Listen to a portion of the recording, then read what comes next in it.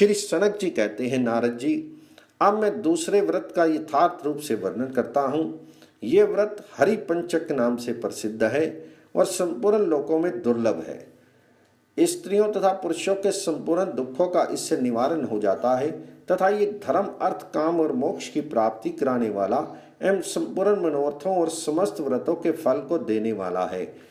मार्गशीर्ष मास के शुक्ल पक्ष की 10वीं तिथि को मनुष्य अपने मन और इंद्रियों को संयम में रखते हुए शौच, दंतधावन और स्नान करके शस्त्र विहित नित्य कर्म करे, शास्त्र विहित नित्य कर्म करे। फिर भली भांति देव पूजन तथा पंच महायज्ञों का अनुष्ठान करके उस दिन नियम पूर्वक रहकर केवल एक समय भोजन करे। दूसरे दिन एकादशी को प्रातः काल उठकर स्नान और नित्य कर्म से निवृत्त होकर अपने घर पर भगवान विष्णु की पूजा करे। पंचामृत की विधि से देव देवेश्वर श्री हरि को स्नान करावे। तत्पश्चात गंध, पुष्प आदि से तथा धूप, दीप, नैवेद्य, तांबूल और परिक्रमा द्वारा उत्तम भक्ति भाव के साथ क्रमशः भगवान जी की अर्चना करे। देव देवेश्वर भगवान की भली भांति पूजा करके इस मंत्र का 7वें उच्चारण करे। नमस्ते ज्ञान रूपाय ज्ञानदाय नमस्तुते, नमस्ते सर्व रूपाय सर्व सिद्धि प्रदायिने। अर्थात प्रभु आप ज्ञान स्वरूप हैं, आपको नमस्कार है। आप ज्ञान दाता हैं, आपको नमस्कार है। आप सर्व रूप तथा संपूर्ण सिद्धियों को देने वाले हैं, आपको नमस्कार है। इस प्रकार सर्वव्यापी देवेश्वर भगवान जनार्दन को प्रणाम करके आगे बताए जाने वाले मंत्र के द्वारा अपना उपवास व्रत भगवान जी को समर्पित करे। पंचरात्रम निराहारो हाद्य प्रभृति केशव त्वत् अज्ञा जगत स्वामिन मम अभीष्ट प्रदो भव।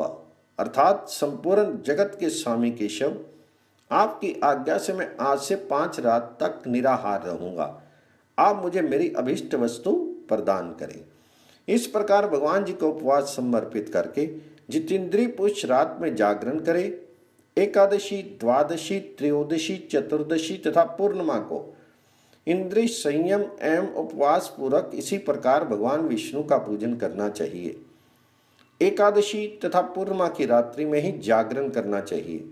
पंचामृत और सामग्रियों से की जाने वाली पूजा तो 5 दिन समान रूप से आवश्यक है, परंतु पूर्णिमा के दिन यथाशक्ति दूध के द्वारा भगवान विष्णु को स्नान कराना चाहिए। साथ ही तिल का होम और दान भी करना चाहिए। तत्पश्चात छठा दिन आने पर अपना आश्रमोचित कर्म पंचगव्य पीकर विधि पूर्वक श्री हरि की पूजा करें। यदि अपने पास धन हो तो ब्राह्मणों को बेरोक टोक भोजन करावें। तदनंतर भाई बंधुओं के साथ स्वयं भी मौन होकर भोजन करें।